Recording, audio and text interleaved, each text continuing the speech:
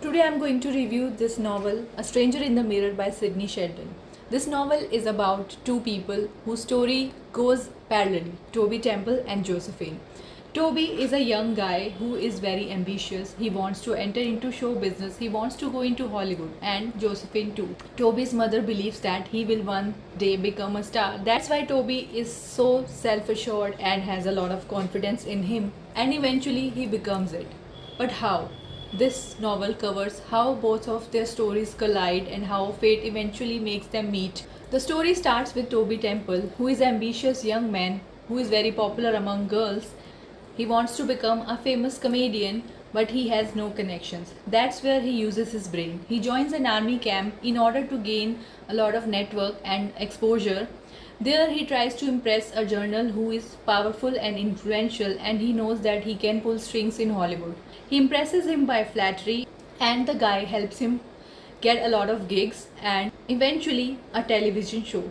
Now Toby becomes a famous comedian, but he keeps a mental note about people who hurt him while he was a nobody, who humiliated him. He uses his popularity and influence to take revenge from each and everyone in Hollywood. Josephine is a simple girl who is getting unexplained chronic headaches, and she is in love with a wealthy guy named David. But David doesn't love her. He's just using her. He also suggests that she needs to sleep with someone in order to become a good actress in Hollywood. Josephine becomes disgusted by this, and later, because she's already in this puddle, she used a lot of producers in order to get ahead in the film industry, yet she is struggling actress. There she meets Toby. Toby is an influential comedian who gets a lot of ladies, and he uses women for pleasure, nothing else. He thinks that he will get his way with her also, but Josephine is clever. She makes him fall in love with her, and eventually they both get married. Toby knows Josephine as Jill Castle. Jill uses Toby's influence to become influential too. One day, Toby is having severe headache and he gets paralyzed.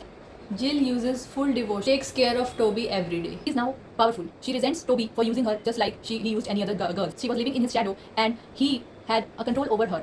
Now she sometimes humiliates him, says disgusting things to him, which makes Toby a very depressed and sad person. Eventually she kills him by throwing his wheelchair into the swimming pool. Nobody knows this. She is now a wealthy, powerful widow, but in her mind she is consumed by the thought of what if people get to know about it, and she starts slipping into depression. This novel ends with Jill facing a depression which she was already in, but earlier she had hope, ambition, but now she has wealth but no motivation.